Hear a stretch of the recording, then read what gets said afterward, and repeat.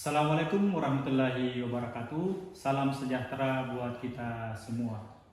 Perkenalkan, saya Rahim SP MSI, dosen ilmu perikanan, Fakultas Pertanian, Perikanan dan Peternakan Universitas 19 November Kolaka.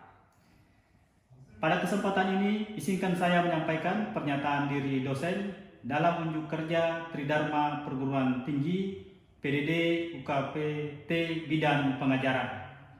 Video ini dibuat sebagai syarat sertifikasi dosen gelombang 1 tahun 2025 yang diselenggarakan oleh Kementerian Pendidikan Tinggi, Sains, dan Teknologi. Salah satu mata kuliah yang saya ampu di program studi ilmu perikanan adalah mata kuliah Manajemen Kualitas Air. Mata kuliah ini disajikan pada semester 4 dengan bobot 3 SKS. Adapun deskripsi dari mata kuliah ini yaitu tentang manfaat dan fungsi air bagi kehidupan, karakteristik air, kimia air dan siklus nutrisi, siklus nitrogen, siklus karbon, siklus sulfur. Kemudian selanjutnya ada parameter kualitas air, penurunan kualitas air, pengelolaan kualitas air, dan terakhir hubungan kualitas air dengan pakan dan penyakit. Pada video pembelajaran kali ini, saya akan menjelaskan materi tentang pertemuan keempat, yaitu parameter fisika kimia air.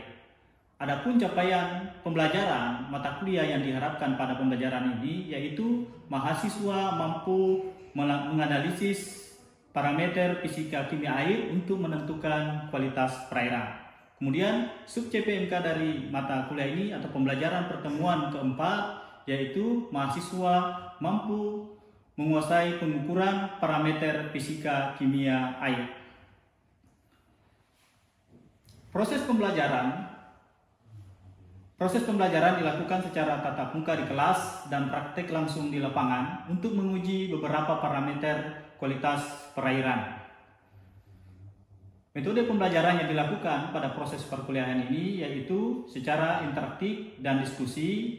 Kemudian media pembelajaran termasuk RPS, PPT, modul itu dapat di-download di laman Siakat USN Kolaka. Evaluasi pembelajaran pada mata kuliah ini terdiri dari kehadiran 10%, tugas 15%, praktik 15%, ujian tengah semester 30%, dan ujian akhir semester 30%.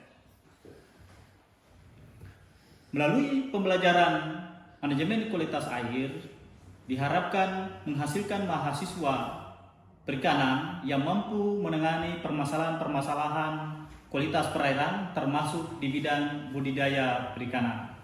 Selanjutnya, mari kita saksikan video pembelajaran manajemen kualitas air pada pertemuan keempat dengan materi parameter fisika kimia air. Terima kasih. Assalamualaikum warahmatullahi wabarakatuh. Waalaikumsalam. Salam sejahtera buat kita semua.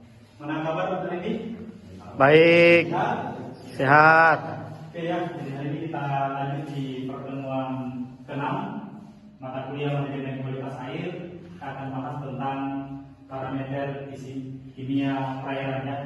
Di sebelumnya kita pernah bahas tentang siklus nitrogen, siklus fosfor ya, dan siklus karbon. Selanjutnya kita akan membahas parameter apa sih yang harus diukur ya, dalam kualitas perairan.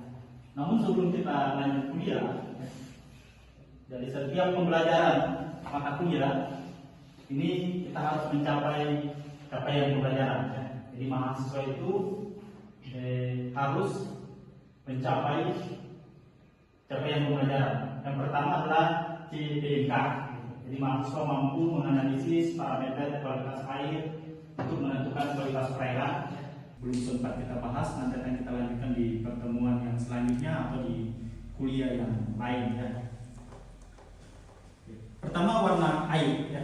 Jadi kalau di perairan itu kan warna air bisa berubah-ubah ya, baik itu di laut ya, di danau, di sungai maupun di tambak ya. Jadi perubahan warna air ini disebabkan oleh adanya partikel, hasil pembusukan bahan organik, kemudian ion-ion meta alam atau logam berat, ya, contohnya besi, mangan, kemudian plankton, humus, buangan industri, dan tanaman air. Ya. Jadi air itu bisa berubah, bisa jernih, bisa keruh, ya. Tapi yang jadi perhatian kita dalam perikanan, ya, bahwa perubahan warna air itu bisa berubah setiap waktu, ya. Kemudian warnanya bisa jernih atau keruh, itu juga bukan menandakan bahwa baik atau buruk, ya, karena masing-masing punya parameter, ya. Contoh umpamanya, ya, jadi kalau di lingkungan budidaya airnya keruh, belum tentu airnya jelek, ya. Karena kalau kita belajar tentang budidaya kan ada beberapa teknologi yang biasa dipelajari, ya, di mata kuliah selanjutnya. Tapi paling tidak Anda bisa tahu bahwa ada dua teknik, gitu. Ada green water teknik, ada brown water teknik, ya. Jadi kalau warnanya green atau hijau itu disebabkan oleh fitoplankton. Kalau warnanya coklat disebabkan oleh bakteri, heterotrof, ya. Jadi itu dua perubahan warna yang mungkin kalau di budidaya. Kalau di alam itu biasa disebabkan oleh karena fitoplankton, kemudian sedimentasi atau pencemaran yang lain.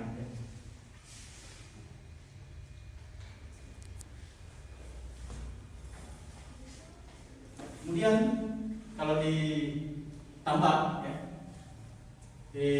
perubahan warna air itu banyak disebabkan oleh adanya fitoplankton maupun zooplankton, ya, serta larutan yang tersuspensi di dalam air, ya. Contoh sisa-sisa pakan, ya, sisa kotoran ikan itu bisa menyebabkan perubahan warna air pada tambak atau kolam budidaya, atau tingginya amonia nitrit itu bisa menyebabkan fitoplankton juga akan semakin tinggi, ya, karena fitoplankton itu tumbuh dengan baik kalau kadar nitrogen di perairan itu juga sangat tinggi, ya. Walaupun mungkin berubah-ubah nanti fitoplanktonnya bisa berwarna hijau, bisa hijau tua, ya, bisa blue green alga, ya. Dan jadi perhatian bahwa di budidaya air itu bisa berubah warna disebabkan oleh fitoplankton, sehingga bisa menjadi indikator apakah air budidaya itu bagus atau tidak, ya. Ini menjadi hal yang penting sehingga identifikasi fitoplankton yang ada di air itu menjadi penting diketahui pada saat kita melakukan uji warna air, ya. Menguji kenapa sih warnanya warna hijau, kenapa warnanya bisa hijau kebiruan atau warnanya coklat, ya. Kemudian parameter selanjutnya yaitu suhu, ya. Jadi suhu air ini juga berpengaruh terhadap proses kimia, fisika, dan biologi di dalam perairan, ya. Sehingga dengan perubahan suhu pada suatu saat akan mengakibatkan lupanya semua proses di dalam perairan, ya. Kalau kita berbicara tentang suhu, bahwa kenapa ini menjadi faktor penting? Karena ikan itu metabolismenya bisa terganggu apabila terjadi perubahan suhu di dalam lingkungannya, ya. Baik itu dia naik maupun turun. Kalau di perairan lepas, ya, atau di laut, jadi suhu itu sangat dipengaruhi oleh kedalaman, ya. Semakin dalam semakin panas atau dingin? Dingin. Itu tergantung musimnya, ya. Kalau musimnya di daerah Indonesia punya tropis, tentu di permukaan itu akan lebih panas dibandingkan di kedalaman. Tapi kalau perairannya di negara-negara subtropis pada saat musim dingin, di mana yang lebih dingin? Di atas atau di bawah? Di atas, ya. Jadi kalau negara-negara subtropis yang musim pada musim dingin, suhu di permukaan laut lebih dingin dibandingkan di bawah atau di dasar, ya. Sehingga ini menceritakan atau mencerminkan proses, misalnya kalau di laut itu bisa bermigrasi karena dipengaruhi oleh suhu, ya. Kalau ditambah itu lain ceritanya, gitu, ya. Karena perbedaan suhu antara permukaan ini bisa menyebabkan ikan atau udang yang kita pelihara itu stres, ya. Makanya mengontrol suhu pagi dan sore itu menjadi penting, ya, untuk menentukan berapa suhu perubahannya, kemudian berapa kemampuan organisme akuatik yang kita pelihara itu bisa mentoleransi perubahan suhu tersebut, ya. Oke, lanjut, ya. Parameter selanjutnya salinitas, ya. Ada pernah dengar salinitas? Apa itu salinitas? Jadi salinitas itu kan didefinisikan sebagai jumlah bahan padat yang terkandung di dalam setiap kilogram air, ya. Kemudian kalau dalam salinitas dari beberapa senyawa atau ion yang ada, yang paling dominan adalah namanya garam atau natrium klorida. Ya. Jadi salinitas itu diukur dengan satuan ppt, par per pausa. Ya. Jadi alatnya kalau kita mengukur salinitas menggunakan refraktometer. Ya.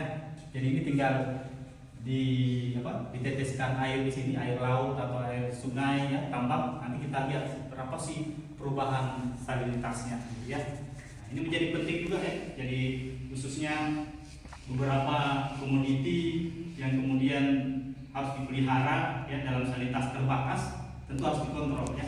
Apalagi kalau musim hujan, itu perubahan salinitas bisa sangat tinggi ya. Sehingga ini harus menjadi penting diukur ya pada organisme akuatik ya, yang rentan terhadap perubahan salinitas. Kemudian terkait salinitas ya, itu perairan dibagi menjadi 3 ya. Ada perairan tawar, freshwater, ada brackish water atau perairan payau, kemudian perairan laut, dan tambah satu lagi yaitu perairan hipersalin ya. Walaupun ini jarang ya. Kemudian perairan tawar itu yang mana sih? Ya, jadi kalau kita berdasarkan salinitas, maka perairan tawar itu dikatakan kalau salinitasnya 0 sampai 5 ppt. Ini biasanya ditemukan di sungai atau di muara-muara sungai. Ya. Kemudian perairan payau kisarannya 5 sampai 30 ppt. Kemudian perairan laut di atas 30 sampai 50 ppt. Kemudian kalau perairan hipersalin atau green water ini salinitasnya di atas 50 ppt ya. Contohnya laut yang ada di dekat kutub ya. Salinitasnya bisa sampai di atas 50 ya. Kalau kita di Indonesia salinitasnya ada 3, tawar, payau, dan laut ya. Kemudian berdasarkan salinitas ini makanya nanti terbagi gitu. Kalau kita lari ke budidaya, spesies juga akan menentukan salinitas. Apakah kita pelihara ikan air tawar, ikan air payau, atau ikan air laut atau monoculture gitu ya. Walaupun ada beberapa ikan yang bisa hidup di kisaran yang lebih lebar ya. Baik dia bisa hidup di tawar maupun hidup di air payau. Apa contohnya? Ikan apa yang bisa hidup ke kisaran salinitasnya agak lebar? Nih, kanila. Kanila, apa lagi? Kan yang paling banyak ditambah ikan apa? Ikan bandeng ya. Jadi ikan bandeng itu sama ikan nila agak bisa hidup di kisaran salinitas yang lebar ya. Walaupun perlu melakukan adaptasi.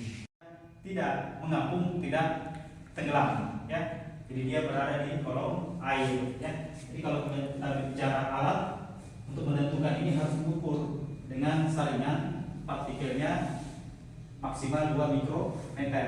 Jadi kalau kita pakai saringan air yang 2 mikrometer, semua yang lewat di situ adalah termasuk suspended solid ya. Ini penting diukur ya di perairan, karena kalau suspended solidnya terlalu banyak itu akan berimplikasi terhadap nanti parameter yang lain, minyak tinggi amoniaknya, nitrit dan sebagainya gitu ya. Kemudian TSS ini merupakan partikel-partikel ya, yang beratnya lebih kecil dari sedimen ya. Misalnya tanah liat, bahan-bahan organik tertentu, sel-sel mikroorganisme dan sebagainya ya.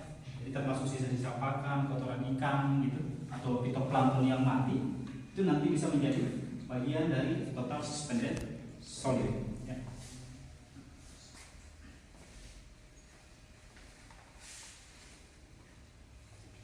Oke, kemudian lanjut pH gitu. pH atau derajat keasaman ya. Mungkin sering dengar ya di materi kuliah sebelumnya, dasar-dasar aquacultur ini juga kita bahas ya, bahwa pH itu adalah mengindikasikan asam basa suatu perairan ya.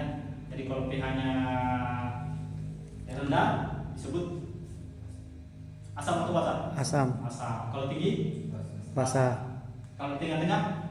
Netral. Ya. Jadi pH itu dibagi 3 kan, ada pH-nya asam, ada basa, ada netral ya. Dengan kisaran 0 sampai 14 ya. Dimana pH 7 itu menunjukkan pH netral, di bawah 7 itu asam, di atas 7 itu Basah. basah. Ya. Oke. Ini ada sedikit gambar gitu ya. Ini menjelaskan beberapa senyawa yang pH-nya berbeda-beda ya. Di sana ada amonium, pH-nya yang bersifat basah, kemudian air destilasi pH-nya 7 ya, jadi air minum biasanya pH-nya 7. Kalau air laut itu selalu di 8,5, kemudian hujan itu lebih rendah 6 atau di bawahnya dan seterusnya gitu ya. Kemudian bagaimana dampak pH terhadap organisme akuatik ya? Ini boleh Anda lihat bahwa kenapa pH harus diukur? Karena pH ini berpengaruh terhadap ikan, baik dia pertumbuhannya atau bahkan ikan itu bisa mati ketika pH-nya terlalu asam, gitu ya. Jadi kalau pH-nya di 3,4 ini acid dead point, artinya poin yang titik di mana ikan bisa mati, gitu ya. Kalau dia pH-nya sampai 4 sampai 6, pertumbuhannya lambat.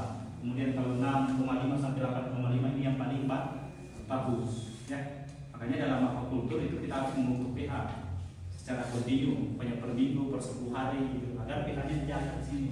Karena jangan-jangan nanti pH-nya Anda ada di sini, Anda kasih makan tambah banyak, gitu. Kenapa ikan saya tidak tumbuh dengan baik? Ternyata yang turun adalah pH. Bagaimana cara menaikkan pH? Apa yang ditambahkan? Garam. Garam itu menaikkan stabilitas. Apa? Kapur ya.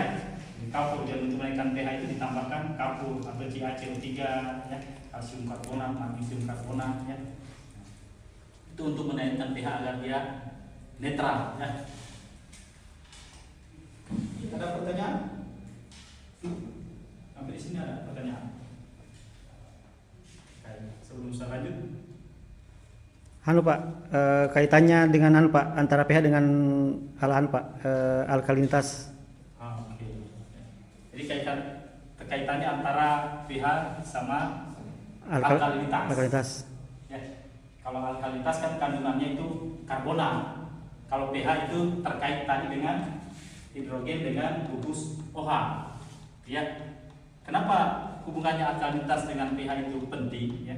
Karena alkalinitas karbonat. Nanti kalau dia ditambahkan ke air, gugus OH-nya akan meningkatkan pH, sehingga ini selalu selalu kadang selaras ya.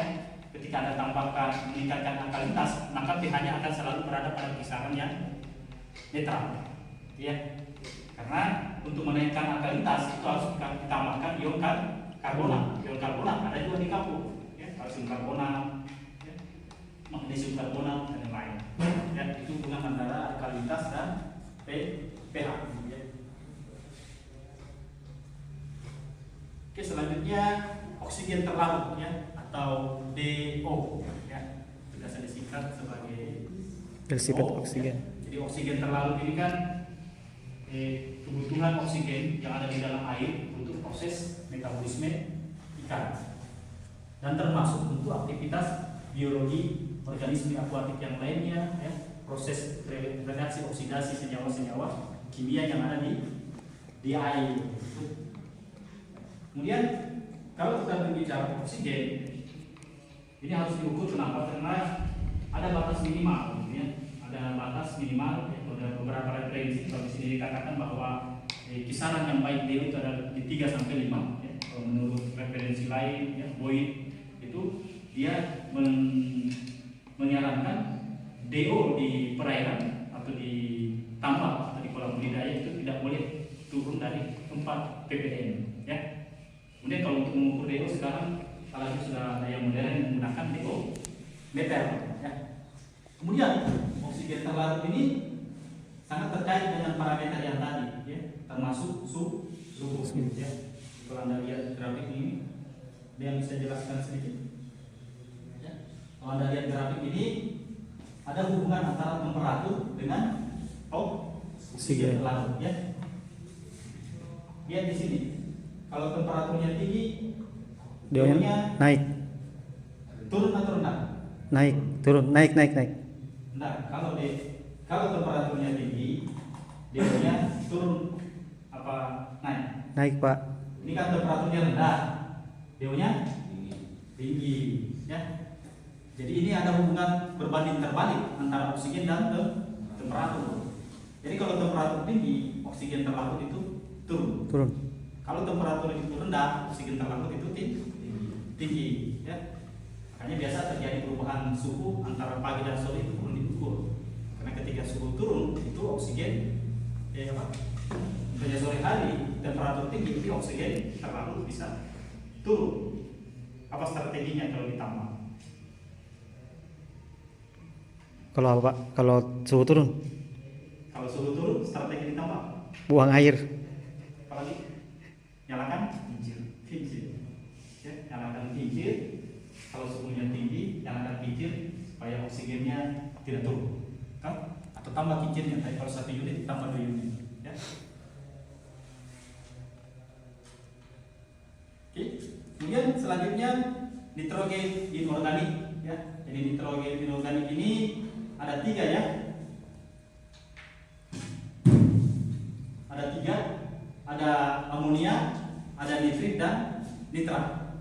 Ya, jadi proses nitrifikasi. Jadi nitrogen itu terbagi 3 ya, ada amonia, nitrit dan nitrat. Ya. Jadi amonia ini merupakan produk akhir dari proses metabolisme. Ya, jadi ikan itu setelah makan dia akan mengeluarkan amonia. Ya, sama lah kalau kamu sudah makan pergi buang air kecil pasti bawa amonia. Ikan juga begitu, dia akan melepaskan amonia. Ya. Kemudian nanti si amonianya akan menjadi nitrit. Nitrit. Ya. Jadi amonia nitrat itu adalah siklus nitrogen. Ya. Atau kemudian proses ini dinamakan proses nitrifikasi. Kenapa? Karena yang memulai ini adalah bakteri nitrifikasi. Ya, jadi di alam itu termasuk di tambang, di perairan lain itu ada bakteri nitrifikasi. Dialah yang mengurai amonia menjadi nitrit, kemudian menjadi nitrat. Tetapi amonia dan nitrit ini adalah senyawa ion yang beracun. Makanya harus diukur juga. Ya, hanya 7 hari per 10 hari atau bahkan mungkin secara kontinu ya. Karena kalau amonia nitrit ini tinggi, menjadi di atas 0,1 ppm, itu bisa menyebabkan kematian pada ikan atau udang yang kita pelihara. Ya. Kalau di nitrit itu ada namanya nih, brown blood syndrome, sindrom darah coklat. Ini bisa terjadi pada ikan kalau kandungan nitritnya tinggi. Ya. Kemudian diukur bisa menggunakan test kit. Ini sudah banyak beredar ya di penjualan online. Ya. Ini bisa membantu untuk mengukur amonia, nitrit dan nitrat. Ya. Kemudian yang terakhir itu nitrat. Ya, nitrat ini akumulasi akhir dari proses nitrifikasi. Hanya nitrat ini tidak terlalu toksik atau less toksik, tidak toksik setoksik amonia dan nitrit. Kemudian nitrat ini merupakan senyawa nitrogen yang bisa dimanfaatkan oleh fitoplankton untuk tumbuh. Ya, sama dengan tanaman. Kalau tanaman Anda tanamkan kasih pupuk urea kan, itu mengandung nitrogen supaya ditumbuh. Kalau di perairan, amonia dan produk akhirnya nitrat ini dimanfaatkan oleh fitoplankton. Ya. Makanya menjaga kualitas perairan, kemudian mengecek fitoplankton dengan bakteri itu penting ya, karena masing-masing punya peran dalam siklus nutrien. Ya. Kemudian nitrat itu tidak terlalu toksik ya, jadi ini juga bisa diukur. Kenapa harus diukur? Kita untuk menentukan apakah fitoplankton yang ada di perairan tersebut atau di kolam budidaya itu berperan dalam menyerap nitrat. Oke.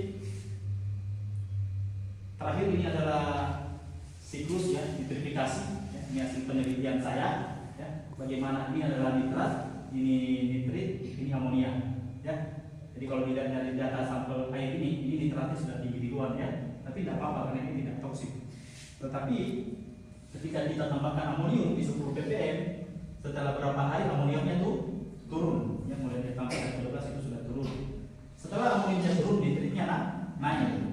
Nanti nitritnya dirubah menjadi nitrat, makanya nitrat yang sini naik. Ya, itu siklus yang terjadi di perairan ya. Ini data penelitian saya tahun 2000, publikasinya tahun 2018, penelitiannya tahun 2015-16 ya. ini diuji di lab dengan menggunakan bakteri nitrifikasi. Ya. Oke, ada pertanyaan? Oke, sebelum berakhir untuk kuliah selanjutnya, ya, supaya Anda paham tadi apa yang Bapak jelaskan tentang kualitas air, ya, saya kasih tugas ini ada 5 minggu depan dikumpul, ya, agar apa capaian pembelajaran kita sesuai, ya. Oke, mungkin cukup sekian pertemuan kali ini, ya. Kita lanjut minggu depan, pertemuan selanjutnya kita akan bahas tentang parameter mikrobiologi, ya. Kita akan belajar tentang bagaimana sih mengetahui bakteri, ya, bagaimana mengidentifikasi virus. Karena selain parameter fisika kimia, mikrobiologi ini menjadi penting untuk diamati. Nah, walaupun kualitas air fisikanya kimianya bagus, kalau dia diserang bakteri juga tidak bagus, ya. Nah, yang penting juga untuk diketahui sebagai bagian dari mata kuliah manajemen kualitas air. Mungkin demikian perkuliahan kita pada hari ini, ya. Assalamualaikum warahmatullahi wabarakatuh. Waalaikumsalam warahmatullahi wabarakatuh.